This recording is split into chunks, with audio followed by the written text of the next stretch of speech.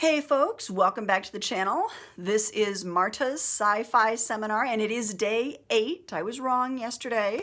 It is day 8 of NaNoWriMo and that means it is again a Mix It Up Monday.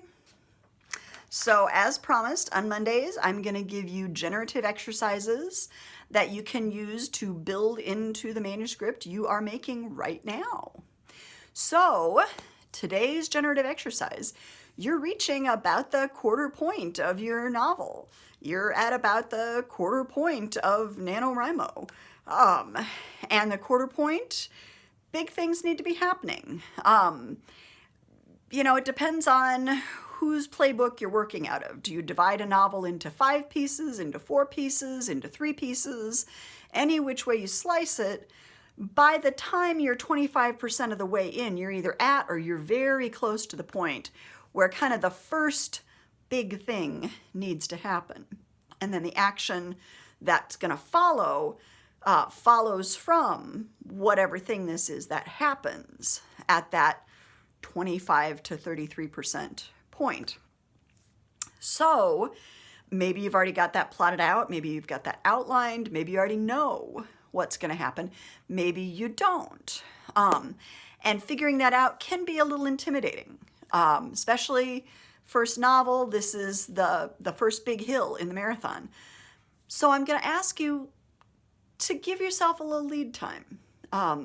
Don't try to make that jump yet. Make a smaller jump instead. A lot of the time in fiction, sometimes in life as well, we have a small thing that leads to a big thing.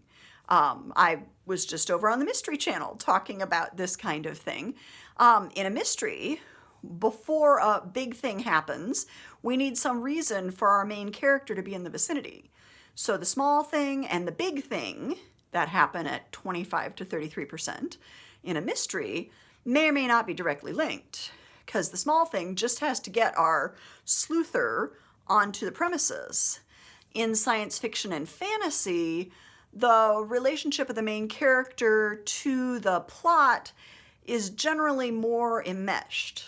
The main character is more central to why things are happening and how they're happening. Our main character in science fiction, as opposed to in mystery, is not a dispassionate observer. Our main character is a truer protagonist in science fiction. So there's probably going to be a link between a small thing and a larger thing that happened to really get the action of the book rolling.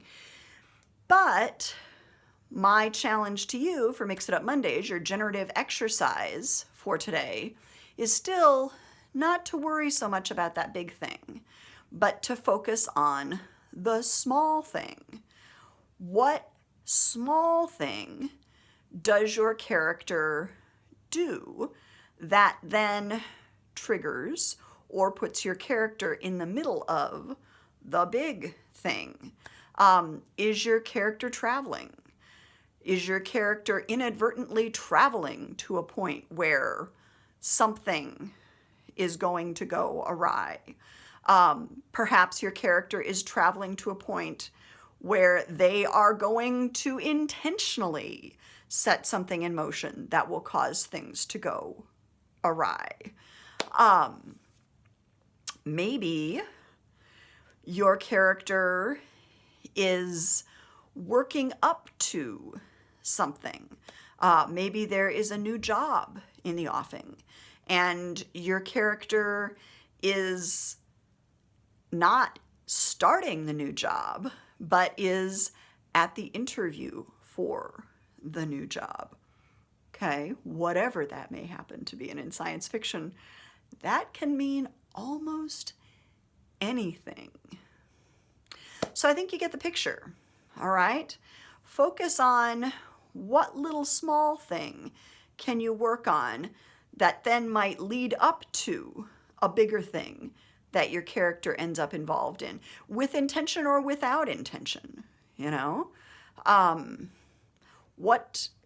might you move between those energies? The little detail thing, and then all of a sudden, ooh, the big panorama thing that's gonna happen that will then affect the rest of the book. fun. Keep writing. I will see you tomorrow.